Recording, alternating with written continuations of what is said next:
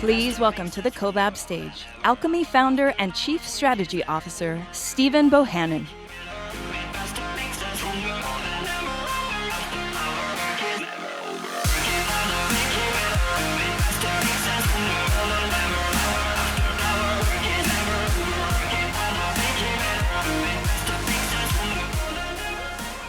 Our work is never over. Ain't that the truth? Hey, welcome everyone to what maybe a few of you know, but what most of you don't know is our 10th client conference. Number 10, baby, this is it. This is it. In fact, well, actually, it wouldn't be a founder's presentation without a few remember wins, right? I gotta do a few remember wins, Alex, right? Oh, just a little throwback, just to appreciate, quite honestly. It's hard to appreciate what we have here today without knowing where we were. In fact, I'm gonna show you a little bit. This is a few images from our very first one, April 2015. I remember we were debating whether or not to have one. Will we even have people show up? We didn't have enough clients, we didn't think. But we thought, okay, at the Hilton Granite Park, which was right across from our offices, we thought, we can probably at least get one banquet room and have the conference in there, and that was our very first one. I actually was in charge of the creative on the graphics, as you can tell, Allison. This was our template. It was black, white, with little gold accents. I think in PowerPoint, the theme is called Bachelor. No joke. That is a joke about PowerPoint, but that was, my wife brought a lot more color into my life, and I'm rebelling against it now, as you can see. This was a little bit of our graphics. That's about as good as we could do. And I took this picture. I actually just took a picture of you all from behind that curtain. I took a picture right before we opened the doors for our general session. And I was like, man, this is it. This is our first one. Now, just to give you a sense of the stats at that time, we had 50 attendees, okay? We had 111 alchemists that were on staff at the time. We had 25 total signed clients, with 15 of them live at that time. And we had 500,000 users on our digital banking platform. This was a while ago. In fact, I want you to bring up the lights a little bit. I'm gonna try something. First of all, we're gonna get everyone to stand up real quick. Bring the lights up a bit. Now, we're gonna do BC and PC, but C is COVID. Okay, so if you've only been to a conference or seen a conference post-COVID, so 2020 or later, have a seat. Okay? All right, if your first conference was in 2019, have a seat. If your first conference was in 2018, have a seat. See the pattern? If your conference was in 2017, have a seat. If your first conference was in 2016, have a seat. That means everyone you see here, these are the only people that were at our first conference.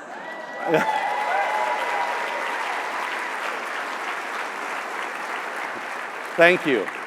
Everyone else knew how to ask for a promotion.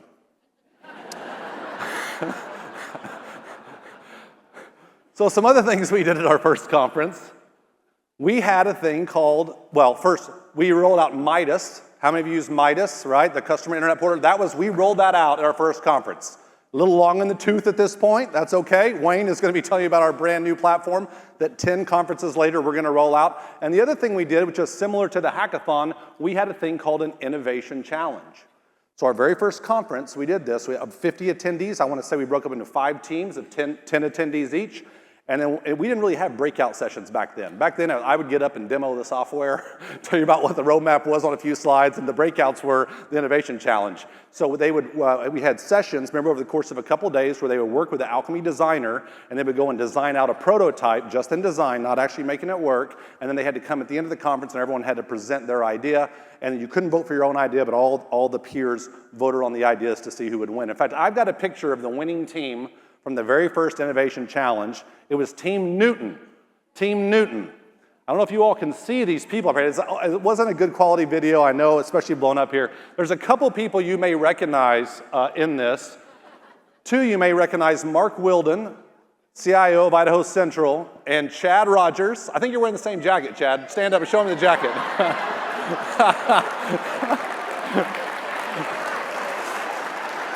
Hey, man.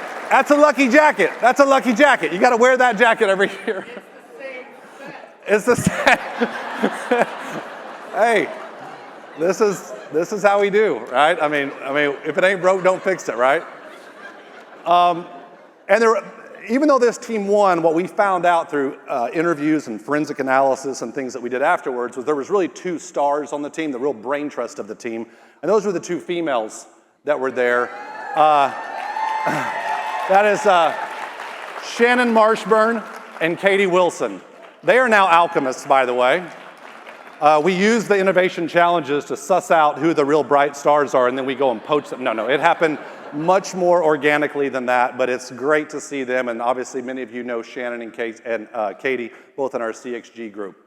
The other thing that we did for the first time, and what started obviously the tradition of this, was that a much younger version of myself, I'll spare you the video, we debated. I said, let's just take a still and throw it up there. Got up and talked about some highlights of some things we were recently completed or that we were getting ready to roll out over the next 4 quarters, which I'm going to continue that, of course, today. Back then, in fact, we had a saying, the name of the conference was 2020 Vision, and we'd say, what will banking look like in 2020, right? It seemed like so far away, 2020, wow, will we even be here then? Yes. And so I got to outline kind of what we would do there, and so it was the first time I got to do that. Now, fast forward 9 years later, looks a little bit different.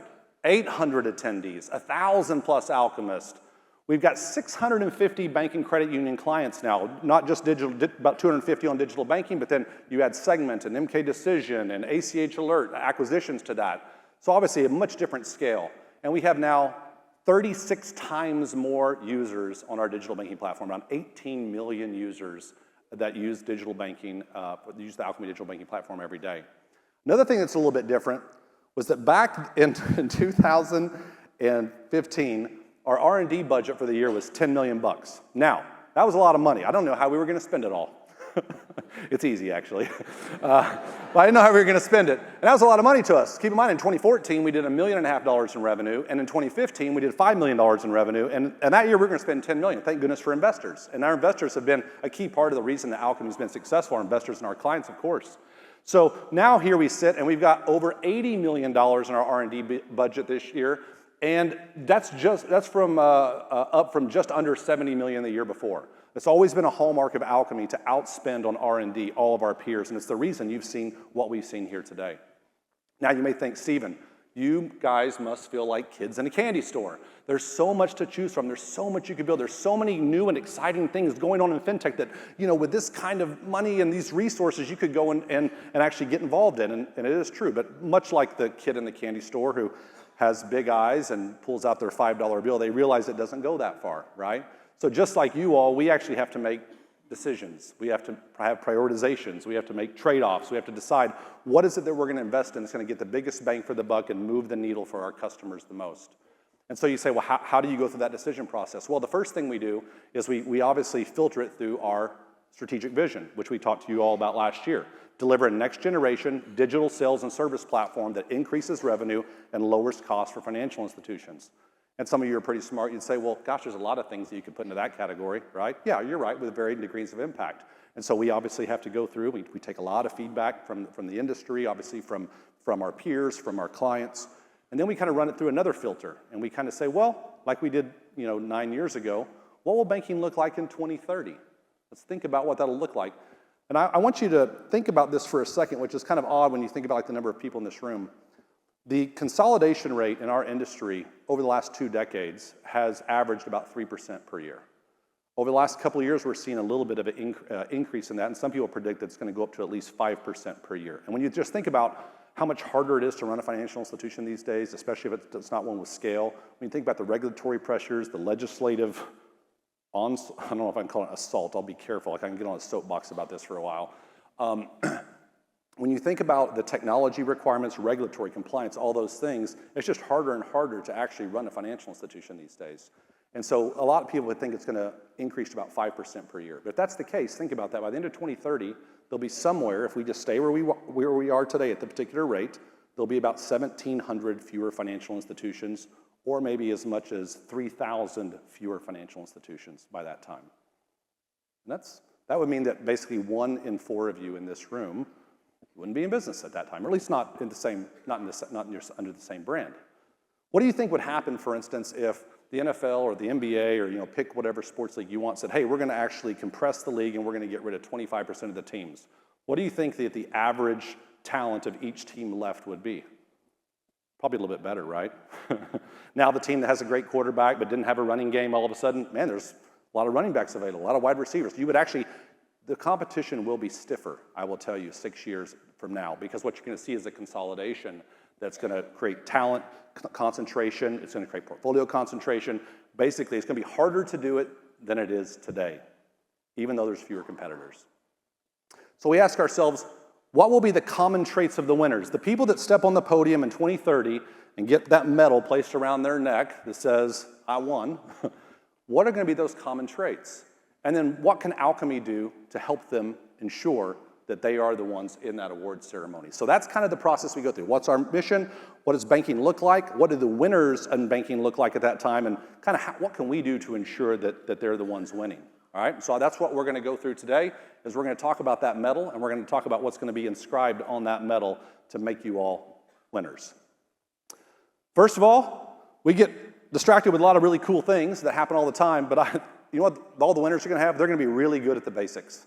The basics are going to be things that they don't even worry about. They don't even think about. What do I mean by the basics? Well, the basics are, it's going to be your right to participate, quite honestly. It's your tag with your number that you get at the beginning of the race that says you can actually even compete, right? That means you're going to have to be available. You're going to have to be reliable. You're going to have to be convenient. You're going to have to be performant. So when I say available, what that means is there's never a time you're down. You're not doing maintenance, emergency or otherwise. You're not doing a software update. You're not not even on Sunday from 2 to 6 in the morning. Not even then. You're going to be up all the time. Reliable. When you roll stuff out, it's just going to work. Like, you're not going to have to deal with a flood of calls to your call center because you did a release or you made some change and it's not working right. You're going to be reliable. Convenient. Yes, many of you will still have branches at that time, but for the people that want to go into branches, it's convenient for them. For the people that don't want to go to the branches, 100% of everything that the winners offer at that time will be you can do from your phone anywhere in the world 24/7. You'll be convenient.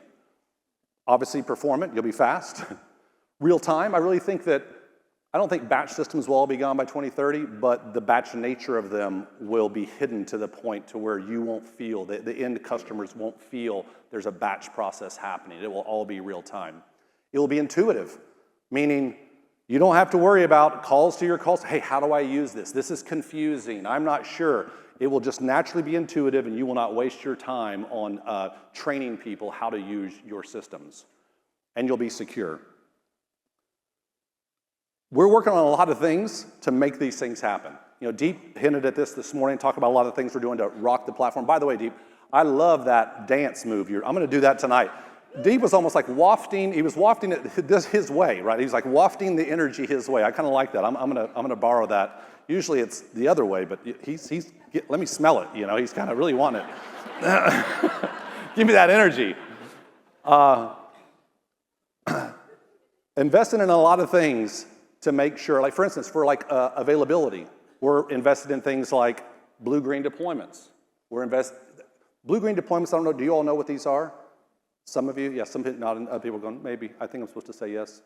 Blue-green deployments are, I've got a new version of the code, I put it out right next to the old version of the code, I route a certain amount of traffic, maybe 5%, 10% of the traffic to that new version, I monitor my telemetry, look at my error rates, my performance. Once I feel good, I route the rest of the traffic there and I kill the old one. So we don't really have rollback anymore. You just simply, there's no rollback. You just, that's not working right, point 100% of the traffic back this way. That makes a big difference when it comes to being up and having quality. Working on things like auto certificate deployment so that you're not surprised by, that doesn't work. Oh yeah, that certificate expired. Has that happened to anybody? Industry, am I aware of that? Okay, right? Self-healing architecture, auto-scaling with Kubernetes. These are all things, and by the way, whenever you look at this list, I'm going, wow, you guys got a lot of things you're getting ready to take on. A lot of these things started a year ago, right? So we've been in process of these things, and that's a lot of the improvements that you all have been seeing is because of what the engineering organization has been doing around these things. Focusing on quality, A/B testing, focusing on user experience, A/B testing, a big piece of that. Being able to actually, it's kind of like blue-green deployment, same concept, where you can actually route traffic to 2 different versions or 2 different user experiences and see what the impact is before you decide to roll it out to 100% of people. It's not really about a release, it's more about testing different user experiences and things. And then one of the things we're really excited about that's actually just got released, and I know a few customers are on it, is Cloudflare Turnstile. How many of you love CAPTCHAs? Just come on, you love them. I'll tell you, I'm pretty technically, savvy. Okay, I just have a question for the group. When it says click everything with the stop sign, if like a corner of the stop sign is in the next square, are you supposed to click it or not click it? Like I don't really know, right? Okay, this takes all that away, right? So Cloudflare Turnstile is a low friction way to verify someone's not a bot and to allow them through. So again, user experience. Now, Deep.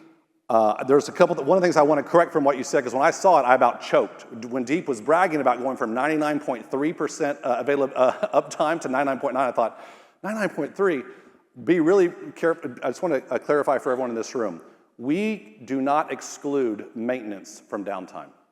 Scheduled maintenance is included in all of our downtime figures, because that's whenever your customers and members feel downtime, right? So whenever you see those numbers, we've been 99.9 plus for a long time in the way that the industry measures it as far as our industry, but that's where we were, and then getting to 99.9 inclusive of any sort of maintenance, that's key. The other thing that I talked to Deep about that he took it to heart, Deep came from banking.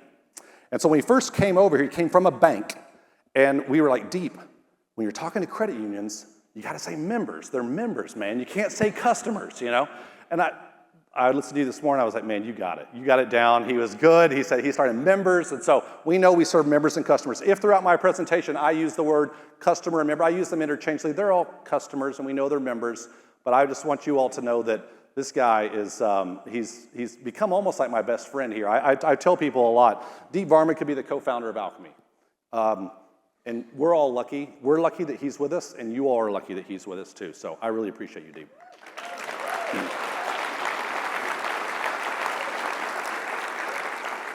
All right, so we got the basics. What's next? Payments. Payments are kind of important, right? Well, there's a couple things happening in payments right now that I think are really important that we are going to have to be really good at if we want to be a winner. Instant payments.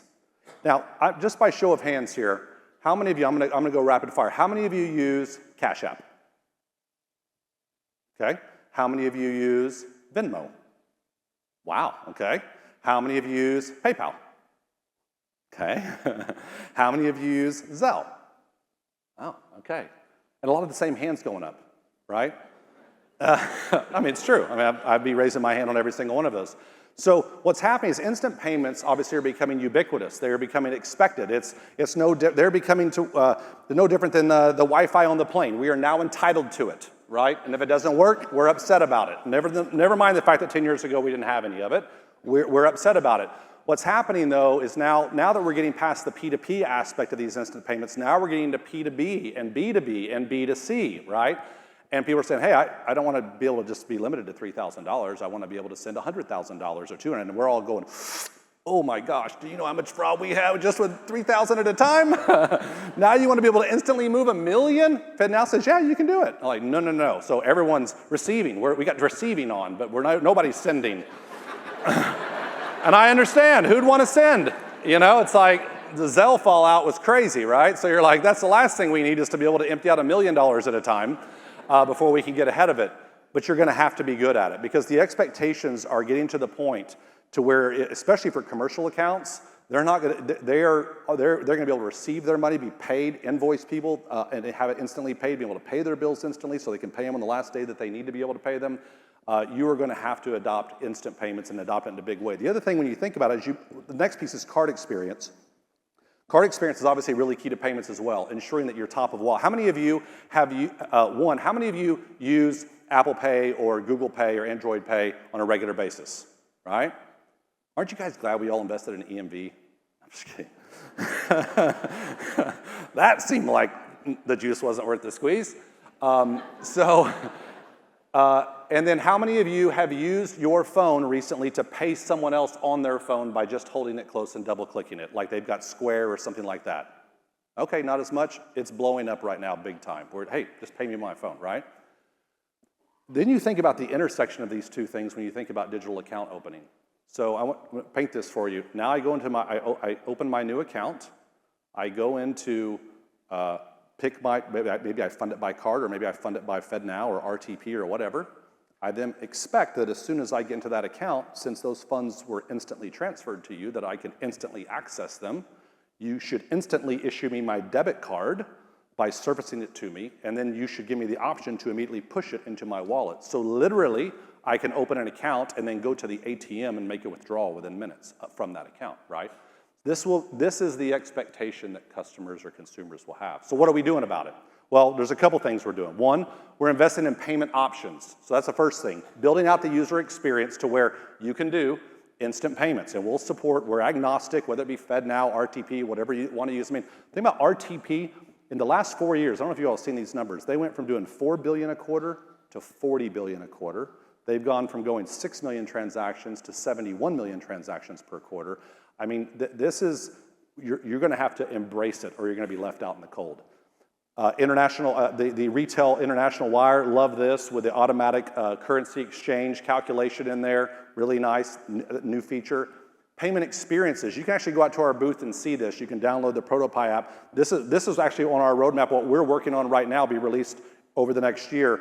New pay experiences, nice little pay button. Nice little pay button right there in the center that opens up basically a Cash App, Venmo type experience to allow you to immediately pay. Also, rolling out what I would call the end user payment hub, not the back end payment hub, but the end user payment hub, because unlike most P2P apps, you have more options than like a Cash App or something has to fund it. So is it a bill payment, is it a loan payment, is it a wire, you want to do it through Zelle, like what do you want to do, is it a transfer? So being able to have one place where you surface all of those. These are all being released in the next year. And then lastly is card experiences. Let me tell you the distinction on this particular card experiences. What this is, some of you know this, the negative that we have with we do a lot of things with card management that's really slick. One of the negatives is we don't recognize whether or not the card is in the digital wallet unless you actually go visit card management, the card management widget, or you happen to go to a subordinate app. So it makes it hard. Some people have tried to do some wonky things to at least take people there through the content management system, but then they have to set it up manually. So what we're doing now is we're actually getting that card status upon login, and then if someone does not have that card in their mobile wallet, immediately prompting them with the card to add it to the wallet, and then we're doing push provisioning directly into the wallet. So again, making this nice, seamless experience. So yes, you can clap. Yeah, I see some clapping up here. Woo! The next trait of the winners, they're going to be really good at fraud mitigation, and they're going to have to be, especially considering what we talked about with instant payments, right? You're going to be really good at fraud mitigation. This image, when I was first building this presentation, I was like, ooh, I'm going to show a clip of the movie 300. And so I went on site, and I was like, ooh, that's really bloody. Okay, I guess I probably can't show that. But those of you who remember this movie, there's the Battle of Thermopylae, and King Leonidas and the 300 Spartans, and they're fighting against the thousands and thousands of King Xerxes. This has got to be what it's like in your organizations right now with fraud, right? Do you remember when they had that initial win, and they pushed them all off the cliff, and they were like, yeah, we did it. And then all of a sudden, it got dark. It's like the eclipse that we had yesterday. And they look up, and what it was thousands of arrows coming that were all shot. What are you going to do from that? All you can do is almost just, they're like, shields up. They took it. This is what it feels like. It's coming from the physical channels. It's coming from, heck, ATM skimmers, ID theft, money mules. People are brazen, opening up fake accounts right in front of you, or opening up online, then walking in and actually withdrawing it right there in front of you. So it's coming from the physical channel. It's crazy from the digital channel. Site cloning, RPA, literally phishing people, taking it. As you're entering your username and password on this fake site that looks just like the bank site, you've got RPA in the background, entering that in the actual site, prompting them with OTP and everything else, right? I mean, the stuff is pretty advanced. So what are we going to do? NICE Actimize does an annual fraud intrusion report. And one of the questions they asked, it was kind of global fraud leaders, CISOs and everything, they said, what are the top 5 scams affecting your organization right now? The number one answer that they had, 6% of the respondents said impersonation scams. And I was like, impersonation scams? Okay, well, isn't everything impersonation? Then a couple months ago, I saw this article. Did you all see this article? How many of you have not seen this article? Oh, okay. $25 million? If you read it, this person worked for a financial institution. They said, I got the original message, I thought it was phishing, but then I get followed up with a call asking me to jump on an emergency Zoom meeting with the CFO because it's a secret transaction that needs to happen fast. The CFO, as well as some other executives, are on this Zoom call, and so I sent the 25 million. And I started being skeptical of this, like, oh, come on, like, how good? I mean, isn't this sci-fi? And so I went online, found a site, heyjen.com, and I was like, let me see it. So I went and grabbed one of our collab promo videos that we had on YouTube, and I thought, well, I'm gonna throw this in there and see how it works. So we're gonna show you what this looks like with a $50 a month system online.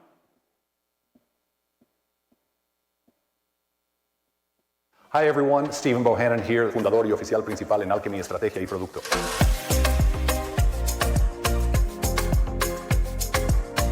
我对即将到来的 Collab 会议感到兴奋。我们将见到你们并分享在 Alkami 和客户社区内的令人兴奋的事情。We're going to be talking about leveling up, really elevating beyond just digital banking and what you need to have una plataforma completa de ventas y servicio digital para asegurar el éxito de tu institución financiera. 请确保参加我们的活动，令人两叹的合作时光。For those of you who can't join us in person, make sure you join the live stream. No querrás perdértelo.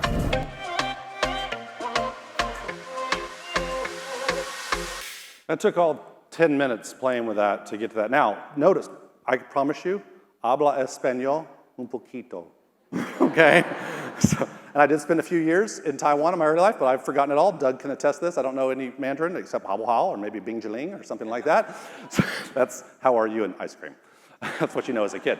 So, but what's amazing, it samples the voice, obviously recreates the voice in another language, and then moves the lips to match it, right? So I'm going, ooh. Now, that's like in a studio, great audio, great video. Like, what if like it's more low budget? So I was like, all right, well, I just went down the rabbit hole a little bit. Like, I'm gonna play around. This site says I can create my own instant avatar. I can pick from the 200 that are there. I can create my own. And all I have to do is look at it and say some random things for about 30 seconds. It says don't move your hands a lot. That was the hardest part for me. And then it said pause between sentences and just kind of say enough to where we can get it and don't move your head a lot and stuff, and we'll go create an avatar. So I'll show you, none of these videos I actually recorded, but they are built from an avatar I created sitting in my office at my house. Some people know it's a pretty boring background, and just recording this into my MacBook camera. Hi there, this is Stephen. I did not actually record this video. Everything I am saying right now was typed into a script with an AI studio creator, using a program that can replicate a person with just 30 seconds of video and 10 seconds of their voice. Okay? So I didn't actually, I know maybe I shouldn't have made that, but I didn't record any of that. And so then I started thinking, like let's talk about like real life here. So then I got another video, and I was like, what if I like started a Glia video call with the MSR or CSR, and I just needed to update some of my account information. So let's kind of just see how that would look. Hi, it's Stephen with Alkami. I just need you to update some of my contact information. All right? And just to prove that I didn't actually record that, I actually just grabbed one of the other avatars and had them do it. Hi, it's Stephen with Alkami. I just need you to update some of my contact information. All right? So this is scary stuff. Like this is like, I didn't even get the pro version, just so you know. I didn't think Brian would approve it in the expenses. So I got the $40 a month thing that's available to everyone. Now, I will tell you, like in this one, I tried to record a video where I went through and I was like, yeah, this is my mother's maiden name, and changed my phone number to this, and actually it rejected it. It said it violated their acceptable use. So they are doing some things on the direct-to-consumer stuff, but you can imagine this in the hands of organized crime that has access to the pro version or their own technology. This is where it sits today, available for $40 a month to anybody, right? So I really believe 24, I said this in Money 2020 at the end of last year, 24 becomes the year that photo, video, and audio evidence ceases to be trustable. You cannot trust it, which is sad because that's our security blanket. Like, well, we need to get them on the phone. We need to get them on a video call, something. Yeah, that makes me feel better about it, but it is so easily replicatable. And you know what the fuel in the fire is? Because we're all, well, I'm not gonna say anything derogatory. We all like social media, and we like to post pictures and videos and everything of ourselves, and there's so much sample material to go create avatars of people that are out there. That in and of itself will lead to the ease of use of this fraud tactic. And I would suggest that all of you actually do training on this. It'll be a fun exercise. Go and do some of these things and show your call center, show your branch personnel like where this stuff is, because they need to be on the lookout for it. So what are we going to do about it? I think we're going to go almost a little bit back. Do you remember the early days in online banking? This is like early 2000s where initially it was just balances. And if you wanted to transfer, we need to ship you an RSA token. And you had this token that had a 60-second, a 6-digit code. We're basically going to have to go back to a version of that if you want to move money. I think that's really where you're going to see it, except we have to make it where it's much lower friction and much lower cost. So what Alkami is working on right now is passwordless authentication. We are going to have to just stop allowing people to do anything high risk whenever they access the system through a username and password. And I don't mean, oh, but we got the OTP through their email. The emails have already been hacked. Oh, but we've got SMS, we text it. Text is a little harder to hack, can happen, but man in the middle, they are so good at man in the middle now of calling you, spoofing the number, and then say, hey, I'm gonna send you a code, read it back to me, you know? So we're gonna have to move to passwordless. This isn't a new concept. Many of you probably use this. We use it with Duo today. This is what it's gonna look like. Hey, you trying to transfer money to Chase Bank? Yes, it's me. No, it's not. You trying to change your email address? Yes, it's me. No, it's not. You trying to log in from Plano on the Chrome, Mac OS? Yes, it's me. No, it's not. That is what we're gonna have to move to. And then what you see here, some of you are familiar with this screen, some of you not. This is, in our admin system, you can, you have packages, right? And one of the options in the packages that determine the features and your limits and things like that is which MFA options do you allow in that package. And so some of you I know like don't allow for email MFA in certain packages, maybe some business packages and things. But we'll have, we don't know that it'll be called that, I call it that, trusted device. And it may very well be to where anyone that's in a package where you've got RTP Fed now type limits of 100 grand or whatever, great. But the only way you can do an MFA is to a trusted device, meaning you have to have a pre-registered biometric device before you're gonna be able to move money. You're already using this concept today, generally with like new customers and new members, where you don't allow them to do certain things, but it's gonna kind of move to something like this, because the fraud, what we're hearing from our customers is it's getting out of hand. It's not manageable anymore. It's growing as faster than we're growing. And so for every dollar that comes in the door, we can't have $2 going out. Like it just can't work this way. So the way we're gonna thread this needle is to have a really highly secure thing that still has really a great user experience. And quite honestly, I really think that the end customers, businesses and consumers alike will really like it. All right, moving on, diversification. I actually got this idea from you. Because I said business banking, Kelly said, it's actually diversification. And I thought, yeah, you're right, it is. What we found, especially over the last couple of years, is that people have been, it exposed a lot of us, right? It exposed you whenever, I remember having conversations 2 years ago, Stephen, we got to figure out ways to get all this cash off our balance sheets. That seems like a long time ago, doesn't it? You know, but I mean, it exposed skills that were not there to be able to get back, to be able to get deposits. We've seen that whenever you have the ebbs and flows of consumer or businesses or particular sectors in business, concentration is just something you cannot afford to have if you want to be one of the winners in 2030. I think some of this is naturally going to happen over time, that as we have this consolidation, that you're going to pick up more commercial accounts, you're going to pick up different sectors, you're going to pick up different geographic areas, but you're going to have a diverse portfolio if you want to be one of the winners in 2030. You can't say, we're good at this, but we kind of suck at that. That won't be an option, because all of the winners, again, the competition is actually going to be on average stronger than it was. And so, oh, sorry, I thought I went to the next, oh. Was this not up there the whole time I was saying that? Sorry, my bad. All right, mistake number one. I get 3. All right, so as we look at business, and Allison talked about this a lot this morning, and there's some interesting, I love these kinds of numbers. 250 million adults, 123 million households, 33 million businesses. Just doing the quick math, that means that 13% of individuals or 27% of households have a small business. Wow. If you're not offering good small business services, you already have basically a quarter of your customer base that is at risk, because people would rather have them all at the same place if they could. Businesses grow at a rate 10% faster than the population growth. In fact, at this point, we're doing between 5.5 million and 6 million new businesses are started in America every single year. That just means if it stays at that pace by 2030, there'll be another 33 million businesses that we have. Add on top of that, when we talk about the generational wealth transfer, it is projected that between 2020 and 2030, 10 million businesses will change hands, with boomers retiring and either passing them down to their children or selling them and getting out of the business. If you are not offering business banking services today, you are putting yourself at major risk to not be a winner in 2030. It's a way to be able to diversify, have a much broader deposit base and loan base. And so what are we doing? We're working on a couple of really cool things around this. We're working on intuitive sub-user management And the reason we have to have intuitive sub-user management is because if it's not intuitive, people won't use it. And if they don't use it, they're going to get hit with fraud. And so I encourage you to go check out the demos of this out at our booth. What we've done with sub-user management, I think it's really cool. It's what Allison talked about this morning. Taking something really complex and making it super easy and intuitive. And then the other thing that we're working on, or no, we're not working on, getting ready to release, is the business transaction limit management. A high friction, highly intense way of interaction that you have between you and your commercial accounts whenever they can't get that payroll file through because they've hit their limits. Right now, it's like everyone's scrambling, calling around. We are making this automated and easy. They can request limit increases, someone in the back able to see their history, able to approve it permanently, temporarily, whatever. We really rethought the way that this works to make this a low friction, really smooth experience. But the other thing we didn't want to forget about was all the ones that are creating new ones, all the new businesses. So we've been focused a lot on going middle market and commercial and investing a lot there, but also like, hey, what if we made it easier to where we take some of those retail users and we can just convert them to a business user in the system? Today it's not great. They call you up, you say, oh, got to go in, click register as a business. But what about my username? What about all my alerts? What about all my other scheduled transfers and external accounts? Yeah, you got to reset up all that kind of stuff when you set up as a business. That is how it works in our system today. So what we are releasing this year is auto-convert from retail to business. They call you, say, no problem. I can actually convert you into a business user, and then you'll actually have all of that comes along with you. Really nice. You like that? Oh. Thank you. That made me feel good. It's actually the people building it should make them feel good.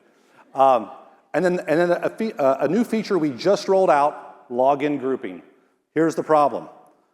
We have householding today, which is a really cool setup, right? Oh, I've got all these businesses, but they're really owned by this one overall, but on the core, they're all separate. Alkami lets us household them all together, and then I can then filter out from this master list of accounts to everyone else. The problem with householding is it assumes that you want all of them under one entity. It doesn't account for, okay, I'll give Bobby Everett in the room credit for this, making me see the light here. All right, I've got customer A and customer B have a business together.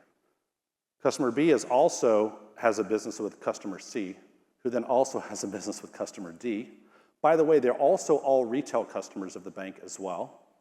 Oh, and across their 5 different businesses, they all use the same CPA firm. So that's a sub-user in all of their different businesses to be able to go in and do their taxes.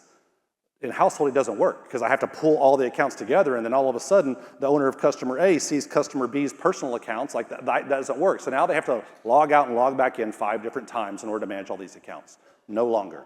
So with the login grouping, it allows you to go in the Alkami system, take multiple users that you know are the same ones. Now this is on you, right? You have to validate this, but you can basically go through and say create login group. Whenever you do that, you get the experience you see here. Once you log in, any other users that are under your login group, you just say switch profile, it pulls up, you select the next profile, it toggles you over to that retail, from business to another business, anything you want. Same thing on the desktop as well. So this is gonna solve all these complex scenarios. In fact, it's in beta now. We've already gotten feedback on how we need to make it better, so we get it, we're working on it, but we're really excited about this, and we think this is gonna allow you and your business bankers to go and be able to pick up some of these really complex relationships that maybe in the past you haven't been able to. All right.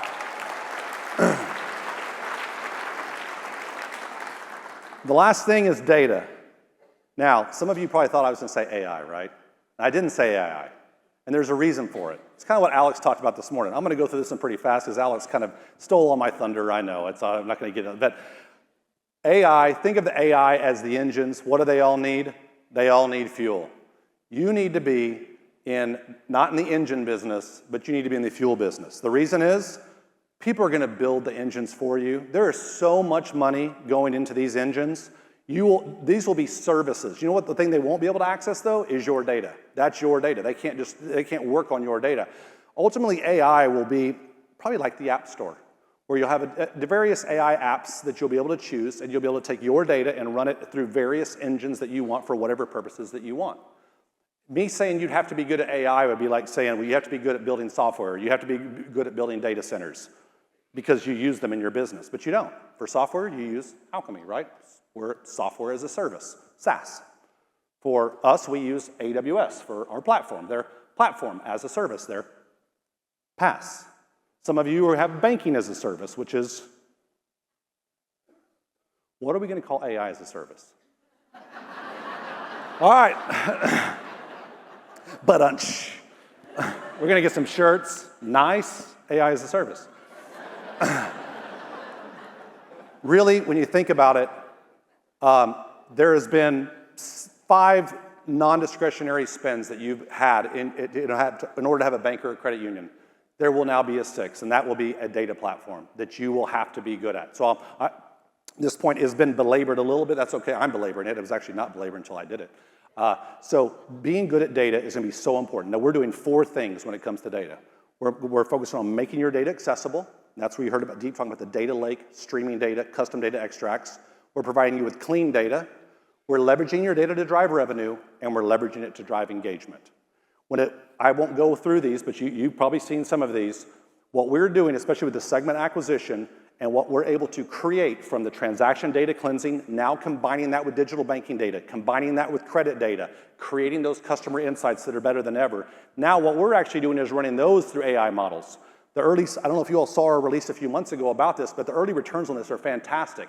This gets you out of hunch-based marketing where you're going, all right, it's the HELOCs. All right, let me go and do it's people that have a mortgage and then that's what your marketers are still doing, even with our key lifestyle indicators. What's great about the AI models is you don't have to worry about it. We'll tell you who the HELOC prospects are, and here's your target list without you having to do any or anything else. That's where this is going. It's very prescriptive on the marketing side, right? Now, from that moment, you can say, you know what? I got it from here. I got Salesforce Marketing Cloud. I got Adobe. I got HubSpot. I don't need you to do this, Alkami. Hand it off to me. Great. We've got a solution for that. It's the Alkami data product. If you say, I don't have that, I would actually like you to use our digital marketing automation for online banking, our public website, and going out and internet public retargeting email. We do all of that as well for you. This is a big focus of what we're doing. The reason being able to leverage this data, because it drives revenue. The last piece of this, driving engagement. When we think about the hyper-personalization of data, yeah, that's a good example to say, I've got content that has a person on it that looks like me, so I'm more likely to click on that ad. That's one way you can personalize marketing. But I think when you really get into it, this is how you're going to see AI used, is in a anticipatory, prescriptive, and protective way. Like in this case, hey, you usually make a transfer from checking to savings around this time. You want to transfer $500 to your savings like you always do? Oh, yes, done. In the middle, hey, did you know you can earn an extra $150 in interest? We've actually done the math. You got $5,000 in the savings account that you could open a CD with. Would you like to do that now? Open CD? Not right now. Or maybe even better, and probably rip from the headlines a little bit. Hey, do you want me to transfer $138 into your checking account? You have some pending transactions that are getting ready to overdraw you. Yes, I would. Slide up. Which account would you like me to do that from? This one.